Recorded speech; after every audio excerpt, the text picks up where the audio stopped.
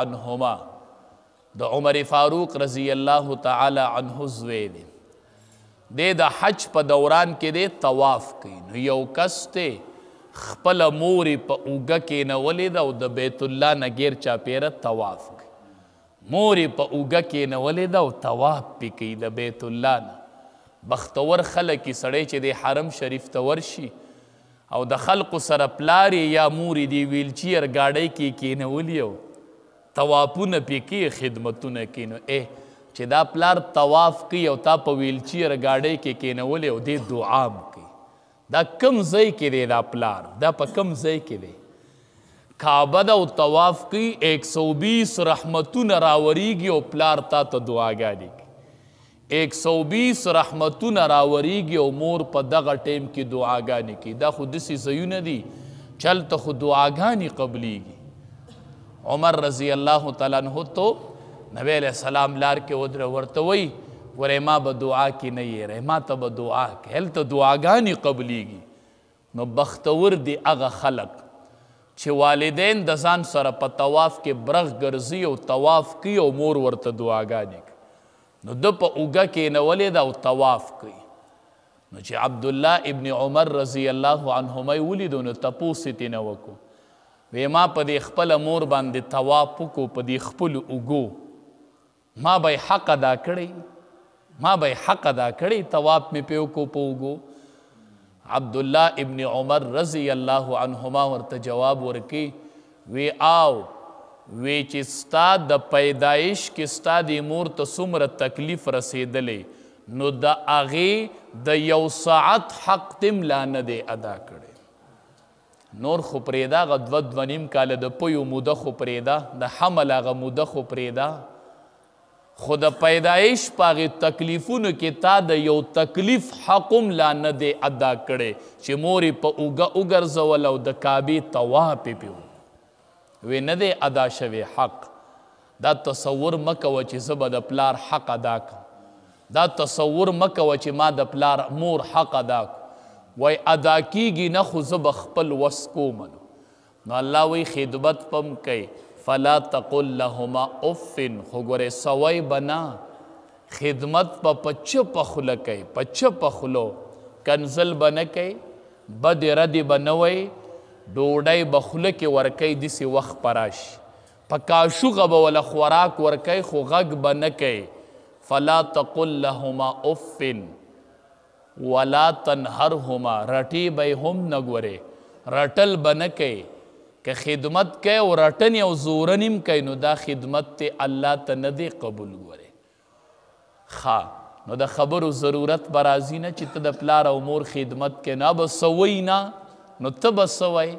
نو وقل لهما قولا کریما ته ورسره خبرې کوه ډېرې ښایسته ښایسته خبرې چې د خبرو ضرورت راغی قولا کریما سعید ابن مسیب رحمت الله علیه نه تپوس شو وی حضرت د دې قولا کریما څه معنی ده الله وی خبرې کوئ قولا کریما وینا کریمه وینا کوئ وی یاره د دې څه مطلب دی سعید ابن مسیب رحمت الله علیه ورته جواب ورکړو وی د دې مطلب دا دی لکه چې یو غلامي نوکري او د هغه مالکي او هغه مالک ډیر سخت مزاجی لکه ډیر زوروري نو دا نوکر چې د خپل زورور مالک مخې ته څنګه خبرې کوي نو داسې خبرې به د مور او پلار سره کوي چې نوکر او د هغه مالک زوروري تاسو لیدي دا نوکر څنګه په عجزۍ ولاړ داسې رپیږي او خبرې کوي وی داسې خبرې به د خپل مور او پلار سره کوي پلار او مور سره چې خبرې کوي نظر ښکته ساته لږ ځان ډیر عجزه ګڼه ډیر د کمزورۍ په حالت کې د مور او پلار مخې لځه لکه غلام چې د خپل آقا مخې ته ولاړي داسې د مور او پلار مخې ته عجزۍ کې ودرېږه ډیر په عجزه خبرې کوه نو نن معامله الټه ده نن چې مور خبره کوي بچي ته نو داسې عجزه ولاړي لکه غلام چې خپل آقا ته خبره کوي نن چې پلار بچی ته خبره کوي نو داسې په عجزۍ کوي لکه غلام چې خپل مالک ته خبرې کوي هغه پلار یریږي وایي که خبره لږه سختوم نو دی سخت جواب راکوي نو بې عزتي مې کېږي نن معامله الټه ده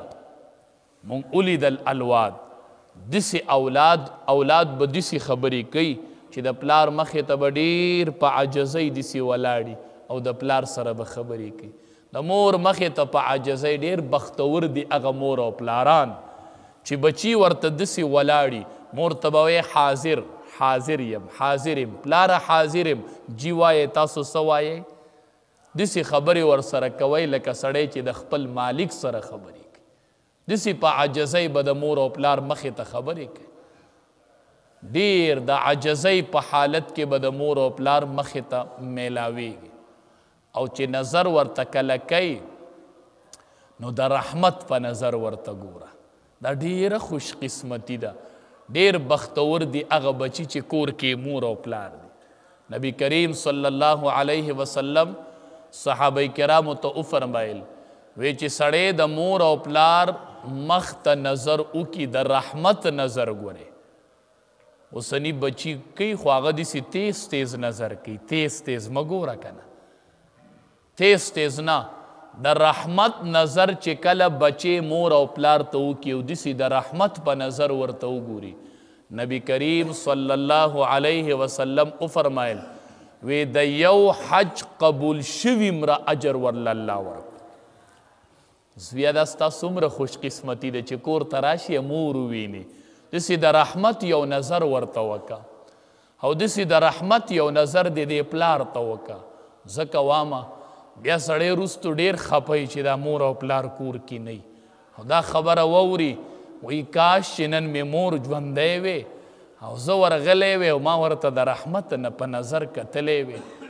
دې مور ته د رحمت نظر کول د یو حج قبول شوي مره اجر الله ورکوي نو بیا ډېر خلک هغې خلقو ته وزیږي چې د چا والدین ژوند دي کاش چې نن زما مور وې خلق وایي په کټ کې دې پرته وې